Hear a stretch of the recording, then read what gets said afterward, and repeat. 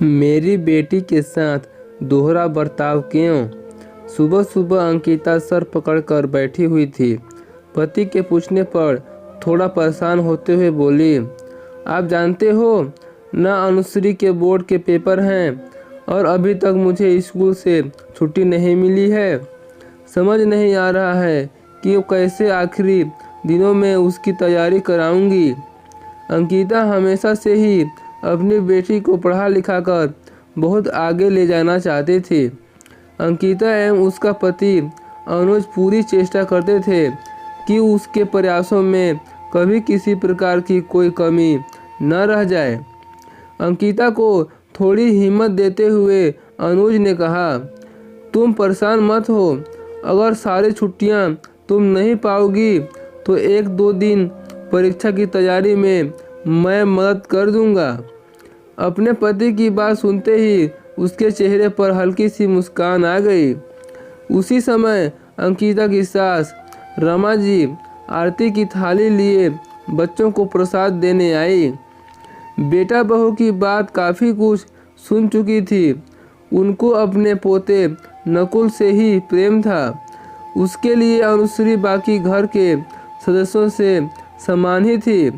अपनी पोती उनको हमेशा ही लगता था कि वह दूसरे घर चली जाएगी।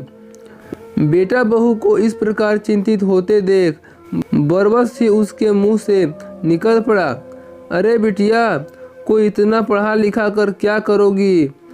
मुझे तो समझ ही नहीं आता कि तुम लोगों को मेरा पोता कम क्यों सुहाता है। जब देखो मेरी बेटी पर ध्यान देते रहते हो। आज तक कभी नहीं देखा मेरे नकुल की फिक्र करते हुए। गुस्से में तनुज ने तो वहाँ से चले गए, पर अंकिता की परेशानी उसकी आंसू सासू माँ पर फूट पड़ी। उनकी हमेशा ही ऐसी दुख करने वाली बातों से आज उसका गुस्सा फट पड़ा। अंकिता जोर से चिल्लाते हुए बोली, मम्मी, अब कब तक मेरी बेटी को ऐसा सौतेला व्यवहार करके छोटा महसूस करवाएंगे?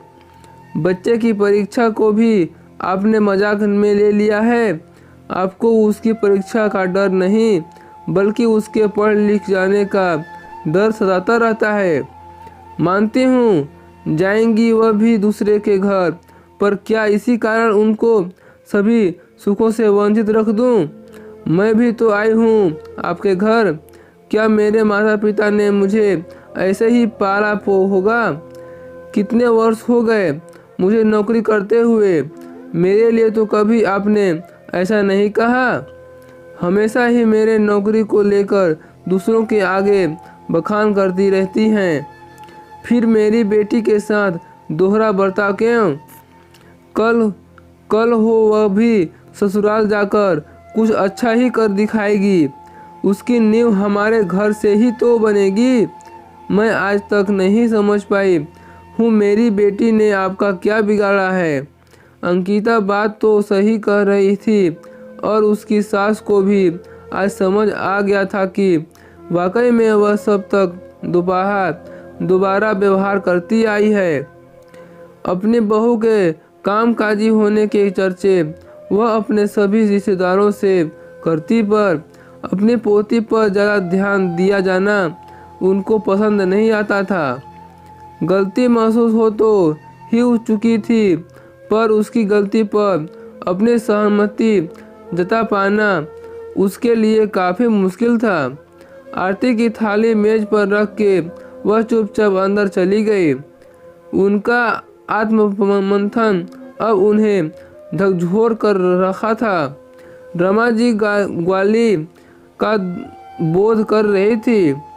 वह नहीं समझ पा रही थी कि वह अपनी पोती के साथ साथ बहू से किस प्रकार माफ़ी मांगे।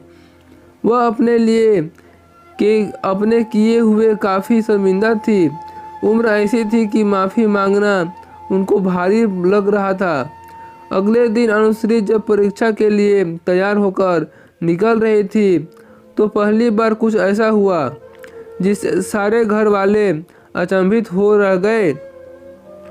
अपनी पोती की उपेक्षा करने वाली रमा जी आज पहली बार अपनी बच्ची के लिए हाथ से आरती की थाली और दही के कटोरे लिए हुए दरवाजे पर उसका इंतजार कर रही थी।